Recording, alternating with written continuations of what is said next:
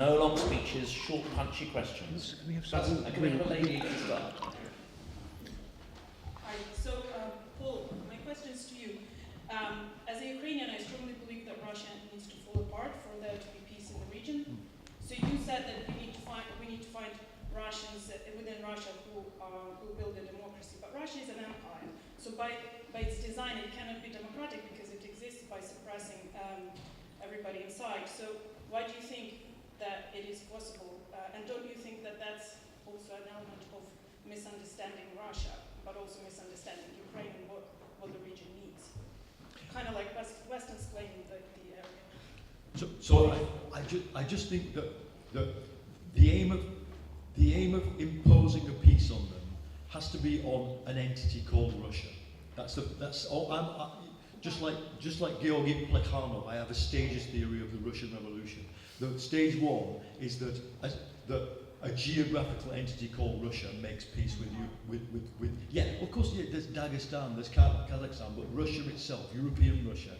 If we talk about dismembering it, I think we do ourselves a disfavour. But phase two, it's not that it falls apart, but that its power structures are overthrown. Okay. Did you want to say a few words? No, let's take some more questions. Please, yeah. Well, I think that question is best to Macer, actually. So, opinions on the Finnish model of conscription. I guess you are hopefully familiar with this one. Say that one more time, sorry. Opinion on the Finnish. Well, we started a discussion on how British armed forces are under-resourced and kind of small, and just being, people talking about conscription and whatnot. What is it called? National service? National right? service. Right. Okay. So, in that context, are you familiar with the Finnish model of conscription? Not exactly, no. Alright, so very short version. Obligatory for men, optional for women, takes between half year and year, is actual military training, like very focused, and there's an option to proceed to the officer, and that's why it can take up to 1 year. And then there is like limited training later, not necessarily every year, but sometimes can be. So, what do you think? My understanding is that Finland can field 280,000 at relatively short notice because of this model. Yes, so the model basically they have reserves counting several 100,000, but the reservists number, that's several million, yes. Yeah. So they are ready to put under their army like several 100,000 right away. Well, it's the first thing to mention, because it was pointed actually at the beginning of this discussion, that the challenges facing Britain are different to Russia-facing countries like Finland, Ukraine and others, Poland, in the sense that we have always been a maritime nation, and in the future that's where we should put our resources to actually build on that, because if Poland and Finland and other countries can maintain that sort of mass to protect the borders of Europe, then that's probably the right direction to take. But in terms of conscription, because the mass is important, and in the UK we've got a very small armed forces. There's a strategic reserve of sort of 100,000 former service people as well that can also be called upon. I'm very interested in this new proposal for a so-called citizen army, the idea that young people and middle-aged people from across Britain can sign up to the sort of optional conscription, which is, and they're talking of something like 200,000 people potentially being trained very quickly in this scenario. They sort of have, the idea is that people will sign up in the event of a national emergency they're called upon, and former service people and reservists will be able to assume NCOs and officer positions within these sort of cadres that are all across the United Kingdom, and they will be responsible for training them and everything else. I think that's a great thing. I think that you've got to look at the British Army, this sort of 80,000 or 82,000 people that it's supposed to have, or maybe it's a little less now, as maybe the first wave. We are, in any response to an attack on Europe, we'll send a load of British troops to, let's say, reinforce Estonia or whatever, but then very quickly we do need the next wave, and the next wave will be the reserves, the strategic reserves, and the third wave will be the citizen army. Yeah, exactly, and we need to build that mass. But one point I have made is we need to equip them. So whether we like it or not, we do need to have a reserve of equipment to actually go towards that citizen army. And that unfortunately does mean, as far as I'm concerned, having huge warehouses full of kit. And one of the things that we can do there is we can invest in the British industrial base. Our manufacturing industries have been woefully destroyed slowly over successive governments. And there is one of the problems that we do with procurement is we sort of order 500 vehicles and then we stop production. Continuous production, investing in local communities, becoming more resilient in terms of our manufacturing base, in support of a citizen army. These are the sort of things that we need to think about, because if we are going to take state on state, peer on peer combat seriously. A question, please. Yes, thank you. My first part of my question really is more of a digression, bearing in mind that UK Friends of Ukraine are represented in the room, Lib Dem Friends of Ukraine in my case, and others, of course. And the question, which is foremost in our minds, I would argue, is what we can do as advocates for Ukraine.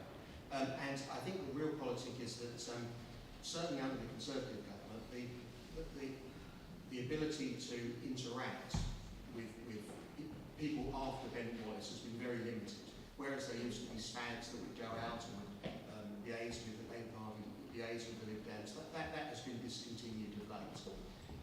So the power is going to be invested in a very small number of hands. So the question really is for Paul.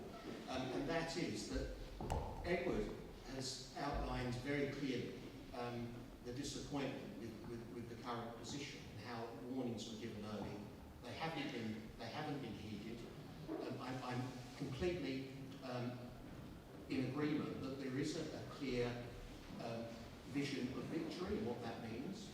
And delay has meant that instead of being able to isolate Crimea early, being able to strike into Russia early, the victory has become that much harder, that much more difficult.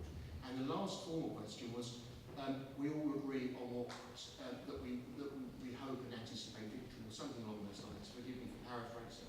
But Edward's response was immediately sort of gave a different, more pragmatic reality to the situation, which is that although together to victory is over your shoulder, Paul, none of the political parties in any way clearly put forward their own vision of victory or what it means or whether it can be achieved. And bearing in mind also disaffected politicians at the moment, how can we believe that Labour will actually do something, bearing in mind it's probably deliberate or arguably potentially deliberate that Ukraine didn't get this support because what the pragmatic solution for the West, inverted commas, was to have some kind of compromise. So Paul, what needs to change? Well, very briefly. Number one, we've got to get all Western politicians off the agenda of responding to every nuclear threat by wavering. We have no access to intelligence, but all open source intelligence suggests, and all good analysis suggests, that Putin's nuclear threats are hollow. And yet every time he makes them, it makes the Americans and the Germans and others go into a kind of fit of self-doubt about escalating the conventional support. We have to, the second problem is, and I heard a senior Ukrainian politician say this only last week, there's a chicken and egg situation. Because the West won't say exactly the level of its material commitment, that is, we haven't cranked up our arms industry, we don't know where this 50 billion loan that the G7 agreed, where is it, who will be dispersing it? Because we don't know that, the Ukrainians can't say, well, top generals, presumably, have a series of options that they could do if they had the resources. So they can't say, we intend to win by doing X. And in return, the Western capitalists can't say, therefore, okay, we'll help you do X. And until we break that, I hope that the forthcoming NATO summit, they're all in a room, they can discuss this, there'll be out of it comes some idea of what the concept of winning is. And then beyond that, what can we do?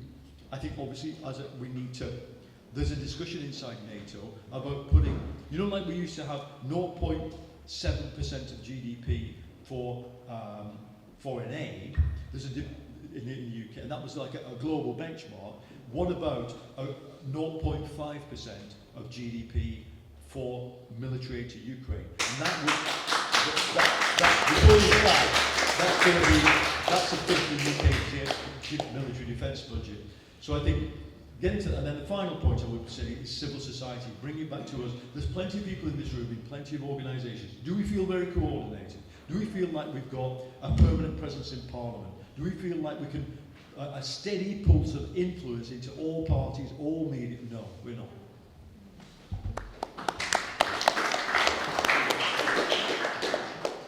For the honourable gentleman from the Lib Dems, I'm very sorry I didn't read the programme closely enough to get everyone's names. Edward. Thank you, Edward. I wrote my dissertation on Afghanistan and the aid and training effort to the Afghan National Army and its eventual disintegration. And I could not help but be struck by 20 years of promises made to the Afghans for problems that would be fixed, that were identified in military journals and articles going back decades that just sat unfixed. Ukraine is still complaining about the quality of training provided to Interflex and its relevance to their situation. It's complaining that it lacks quality staff officers to help with combined arms operations across brigades. That was a major weakness with the counteroffensive. Ukrainian officers that have been interviewed on needs to defend against Russian armored attacks have not focused primarily on FPVs, which are vulnerable to Russian EW, but do anti-tank systems, do anti-tank mines, like Brimstone and the N-Wall. And they were much in evidence in 2022, but they are gone now. Where are they? My question to you, as hopefully a future member of government, and actually to everyone at this table, but for time's sake we'll keep it to Ed. How do I know that when you say all these nice words about what will happen for Ukraine, that it won't be another Afghanistan? And more than talking about R&D programs that will take 5 years to spool up and complete, what will you do when you get in to provide Ukraine with the solutions that it's been asking for 2 years that could be found today? How can we do more right now? Because there is no time. Good.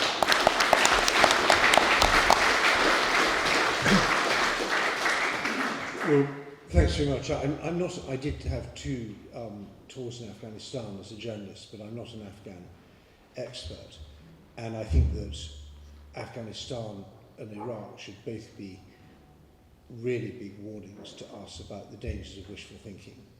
And there's a lot of wishful thinking around at the moment. And I completely agree with you about we do the most we can do within our comfort zone. And then we praise ourselves very much for having got to the edge of our comfort zone, but we're not out of our comfort zone. And the Ukrainians, as I said at the beginning, are paying the price. So yes, absolutely, anti-tank units. It's easier to send drones and anti-tank systems, not least we don't have any. And one of the problems with the British Army and our British defence generally is our stockpiles are extremely skinny. They're not, and we had a famous incident when Gavin Williamson was the Defence Secretary, when the service chiefs had this sort of special crisis meeting that they're allowed to call for, and they said, we don't have enough stockpiles to defend this country properly. To which Gavin Williamson replied, I'm sorry, I can't be photographed in front of an effing warehouse, because there's nothing in it for a politician to have a lot of ammunition, which will go off eventually and then be thrown away. So I'm very bleak about this. I don't think that Britain is in any position to do what we need to do. It's going to be extremely painful and difficult. I will be, if I'm lucky, an opposition MP. If I'm very lucky, the Lib Dems will be the main opposition party. And then I shall be, I hope, able to do something perhaps even for the front bench. And if not, I shall be on one of the foreign or defence or security committees where I can do something there. But really, I'm a Cassandra. I've been warning about this literally since the early 1990s. And as I said at the beginning, I feel I'm screaming in an empty room. I just want to come back to the excellent question about Russia breaking up and to disagree with Paul a bit. What makes us think that we have anything to say on this? Yeah. You know, we have an absolutely magnificent record of getting Russia wrong, and before that of getting the Soviet Union wrong. So I have no idea whether Russia will become stay as a federation, which isn't really at the moment, but might become a real federation, whether it be a confederation, whether we're going to get a smuta, a time of troubles. If I had to bet, and obviously we don't bet these days on politics, but my money would be on Smuta because Estonians, Latvians, Lithuanians, Poles, Ukrainians and others who I really trust think that's coming. So my only advice to Britain would be get ready, and to the West generally, get ready for Smuta. Don't think you can manage it. I actually think, I agree with you. I mean, if I could choose, I think Russia has to become a normal country, and I'm not even sure what Russia is. But the people in Russia need to live in a normal country or countries. And maybe we will get an independent Siberia, or independent Dagestan, or independent Chechnya, or whatever. I don't know.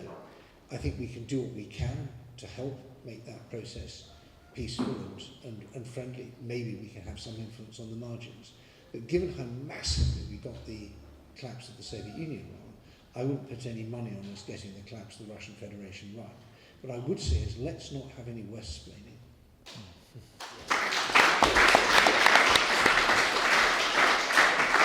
We're approaching the end, but I think we've got time for 4 more questions. One at the back. So I'd start this off as a question for Ed, because I've read his columns in the Times, which have touched on the issue, but also I'd like to hear the others' opinion on it. Assuming a Ukrainian victory, because you really need that, the global south and the west have paid the price for this war in different terms, whether it's funding, but also in the global south in particular, inflation and food prices. Now, do you think after the war is over and you have some sort of Ukrainian victory, given the West's role in, for example, hiding stolen Russian assets, and also in some cases, let's not think about Bush stolen Ukrainian assets, that there has to also be a legal solution, and I'm not talking of taking Russia's reserves, but restituting assets that are actually stolen to go back to Ukraine to fund reconstruction efforts through the use of civil society. Because the one thing that struck me about this war is Ukrainian civic society is still functioning, still seems pretty vibrant, and you will need some sort of legal lawfare, as there's a phrase, to actually get these assets back, because in a lot of cases they're all over the globe. Yeah. First of all, can I just implore the organiser, we've had precisely one female voice in the last hour and a half. Yeah, well, I really, please can we have more questions from women? There's another woman with a hand up over there. You're absolutely right. London's record as the global centre of money laundering is absolutely shameful. We've laundered Russian money, stolen from the Russian people. We've laundered Ukrainian money, stolen from Russian people. I don't like the phrase global south, but we've laundered money stolen from people in Africa, from Asia, Latin America, and you just have to walk out of this beautiful building and look at the houses round about and see where it goes. It goes into the London property markets, and I've been campaigning on this for more than 30 years, and as an MP it would be one of my top priorities, and I'm glad the Labour Party now is pushing on this as well. We need to have a most fundamental crackdown on the business model of the British bankers, lawyers and accountants and real estate people who make their money profiting from the worst people in the world. And I think restitution is a brilliant idea. Very briefly, my proposal is if you can't produce a living, breathing, carbon-based life form, a human being, behind any kind of real estate in this country within 6 months, then it's confiscated and auctioned, and the money should go to Ukraine or to somewhere else. But I think that we don't, no one ever said when we allowed limited liability companies that this was a way of hiding your identity. And if you do find who the identity is, then you can hit them with an unexplained wealth order, and they're like that too.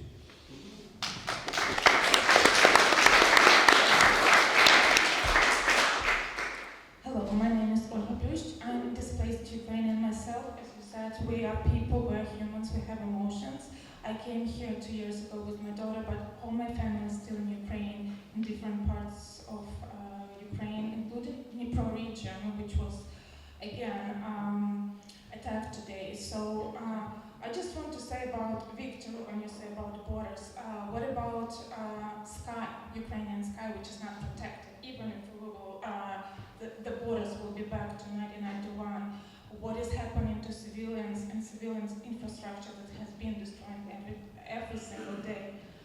another question. I haven't heard, maybe I was late, I haven't heard the year 2014. Everyone is discussing since 2022, but the Russian invasion started in 2014. As a displaced Ukrainian, when I came here, my sponsor was Ukrainian from Lugansk, who has been living here for 20 years. And when her mother came here in 2014, she was deported back in Ukraine, saying there is no war in Ukraine. And nobody got any support. Another question is that I agree with you that you don't understand Russia. And it's not just Putin's war. I'm a historian, I have a master's degree in history. We have Taras Shevchenko here. It's been for decades and centuries, hundreds of centuries, what is Russia is trying to do to Ukraine, Ukrainian people, identity, culture, language, history. And Russia never had democracy. It was Russian Empire, Soviet Union, Russian Federation with Putin. There is no Russian nation. There were slaves who never had democracy. And there will be no democratic country because they are brainwashed. Have you seen what they're doing to children in the kindergarten? Like they are training them already with weapons and learning to hate Ukrainians. So it's like on very deep level. Now, who would you like to direct the question at? Thank you. Another thing that was mentioned: how can you help Ukraine after the victory? There are a lot of battles ongoing in Ukraine that you should help, because trust me, many Ukrainians here believe that Western countries has to help Ukraine, not because you're democratic countries. It's because in 1991 Ukraine was one of the most powerful in terms of military countries, and due to Western countries we became one of the weakest countries in the world, and now we're facing the biggest enemy and don't get enough support. I'm sorry, but we don't get enough support. Western countries didn't do enough in 2014 to prevent it. It didn't do enough to stop it. And even in 2022, with all this support, it's not enough. It was not enough to prevent it, and not doing enough now to stop it. And we're paying a very high price. Now let's direct that to Paul, because Paul's I didn't ask questions, sorry. I didn't ask a question. It was my extra information to what you were saying before. Yeah. My question, currently I'm working on production of podcast Unity Voices to give a voice to Ukraine on behalf of non-Ukrainians, but people who are related to Ukraine. First of all, I would like to ask you if you would be my guest. Another question that the guests I already interviewed, all of them are saying that there is a problem with media. There are so many Brit people that didn't know anything about 2014 because it was not on the media.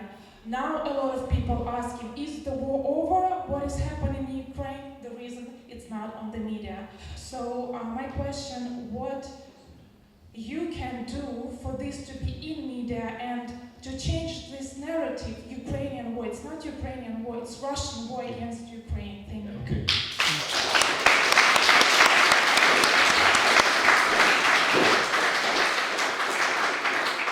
I would say, first of all, thank you for your contribution.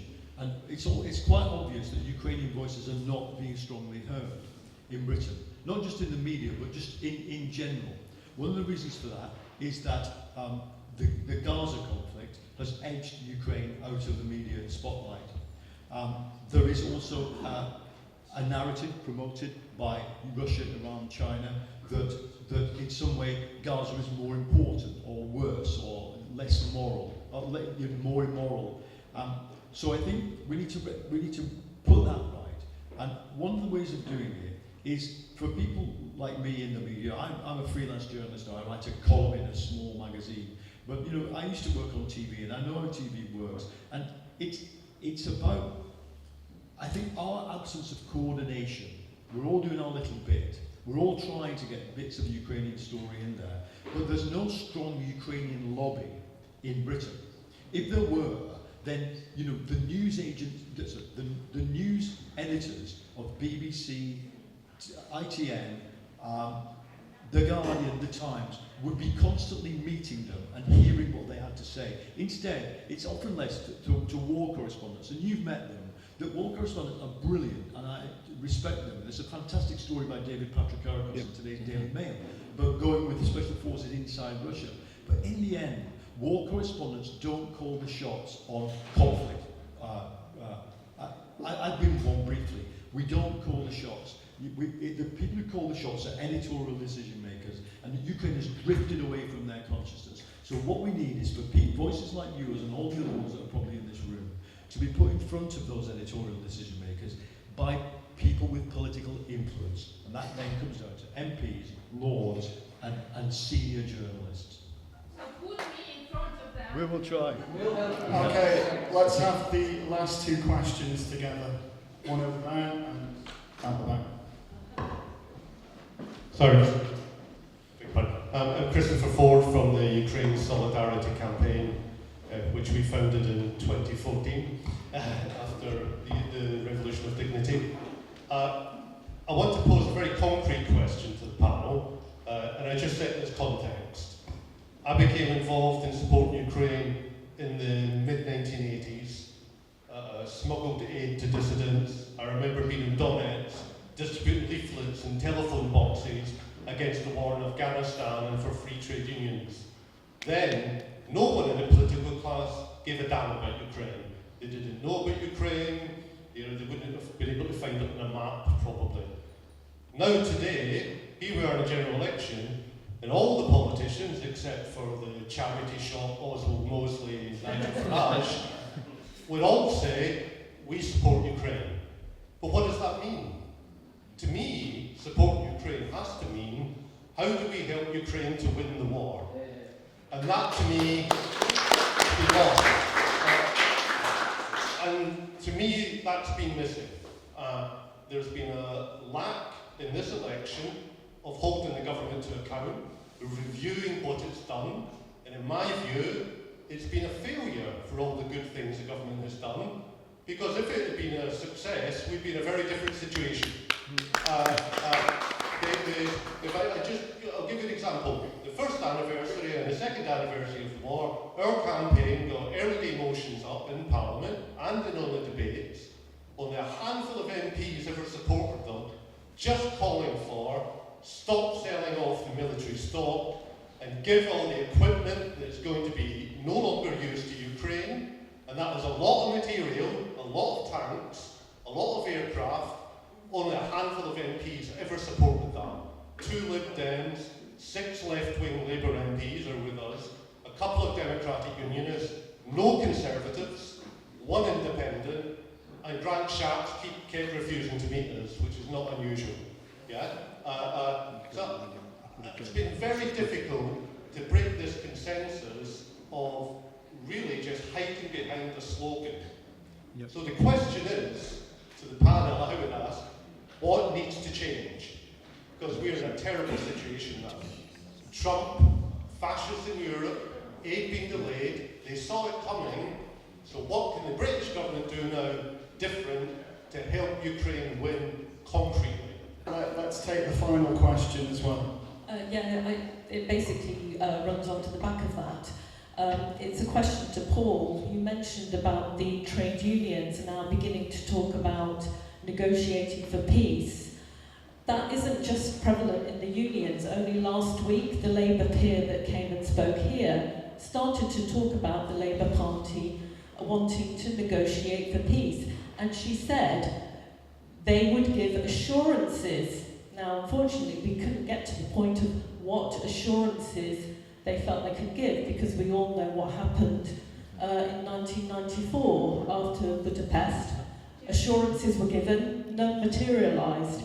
What I would like to know is, before I cast my vote next week, and if the Labour Party comes in, after what period of time will they begin to start to negotiate for that peace, rather than, as we're here, wanting Ukraine to win? What actually is the position of the Labour Party?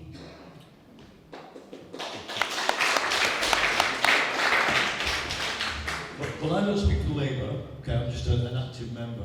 Who was the peer who came? Lady Blackstone, Tessa Blackstone. Yeah, so not a front bench, not someone speaking for the party. No, I think I don't think so I know that that's not the party's position. They want Ukraine to win, as I just defined it. Putin and the Russian people lose the willingness and the ability to fight, and they want the internationally recognised borders to be the basis of that.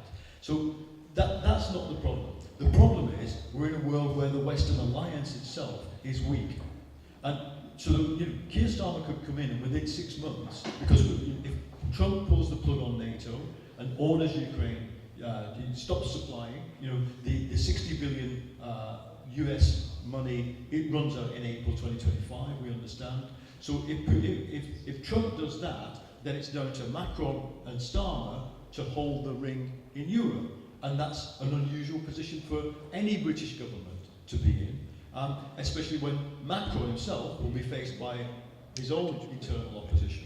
So the real task for those of us who want Ukrainian victory towards our own politicians is to make clear to them that it's not acceptable to the British people for Ukraine to lose, not because we're wedded, as I started, not because we're wedded to some high up, kind of abstract principle about international law. We are, but because we don't want to see, British defence spending. What would British defence spending have to be if Ukraine loses and Trump walks away from NATO? I would talk about 7%, and I'm afraid that means that does come out of hospitals and schools. We don't want to see inflation. Inflation was 12-13%. Putin, if he controls 27% of the world's grain, he can switch inflation back to that overnight. Same with oil and gas. So we have a material interest in Ukraine's victory, and I think that's the argument that has to be properly put to the British people. I would like to see politicians putting it, and I hope that, and I'm pretty certain that all the Labour MPs I know kind of begin to understand that. But it's sad that Ukraine hasn't been an issue in the election. It's also good because it would be terrible if it was a big issue, like people wanting to make peace with Putin. But once the new government is in, I think we need to put that argument about self-interest front and centre. Let's give Edward a chance to answer, and then Macer, and then we'll wrap up. Yeah. I think it's very easy to say we want Ukraine to win. What we actually have to say is we want Russia to lose. Yeah.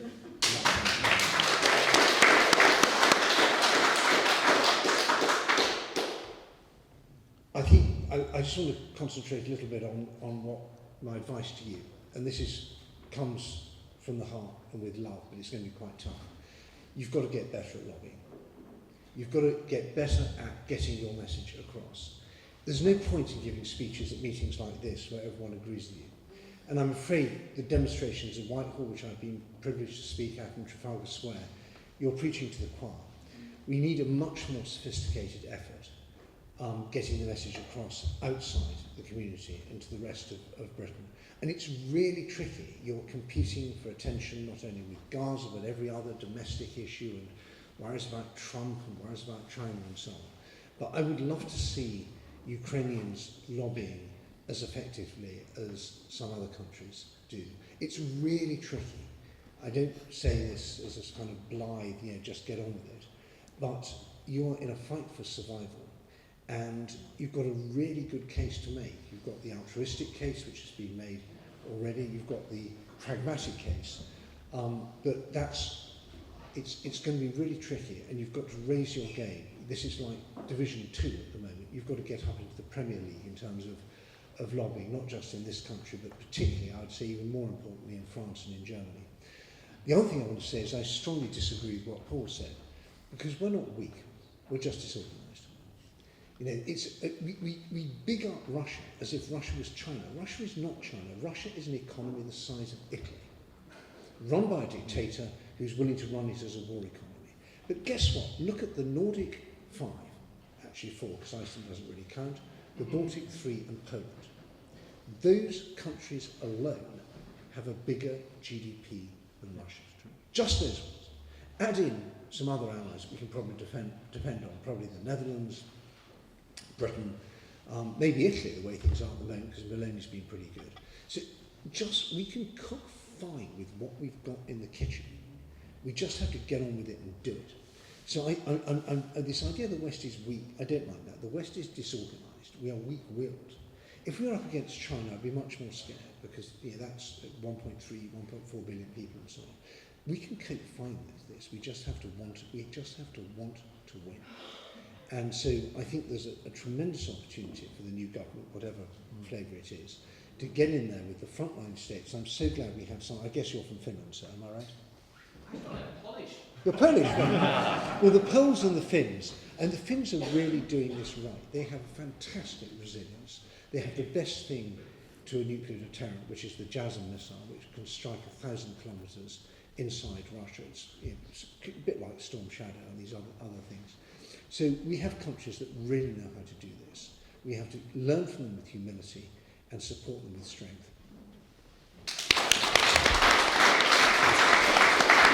I have to say that's a hard act to follow because you're absolutely right, and although all I can do is really build on what's been said by the panel and more importantly by this lady in the audience here, that we really do need to up our game, actually both as activists and people who support Ukraine, but also as governments. We have to realise that this war has to be won. Putin has to lose. This can't drag on forever.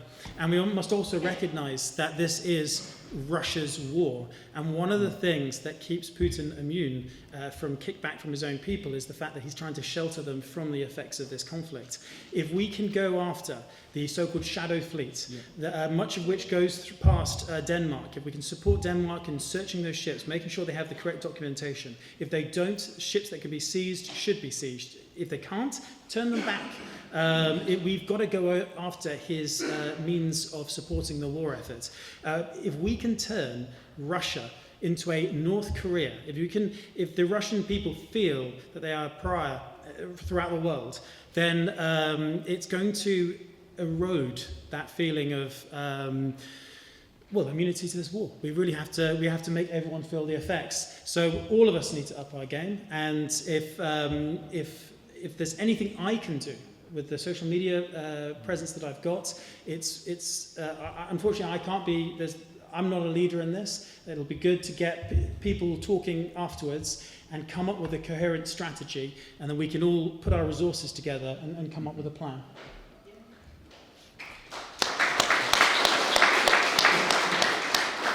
And a final word to close it down for the audience who've been watching this online and for the fantastic people who have turned up here. What we need to do is tell Ukrainian stories, and we need to give Ukrainians the platform to tell their stories, express their identity, express their truth and their reality. On Silicon Curtain, we've got now the second largest collection of Ukrainian voices and experts in the English language globally. We have episodes about how Russia infiltrated the Donbass and corrupted it and took it over in 2014 and before that. We have stories about the executed Renaissance. We have stories about the war. We have stories about how Russian imperialism works from incredible Ukrainian storytellers. I implore everyone to seek out these stories, share them with passion, because we need to change the reality and change the narrative. That's how we overcome Russian lies and how we prompt people to take action. And it's not just for the survival of Ukraine, it's for the survival of our own values and institutions. I think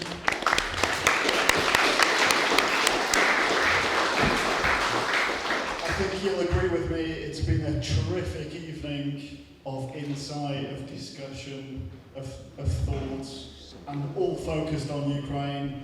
And let's express our gratitude to this awesome panel.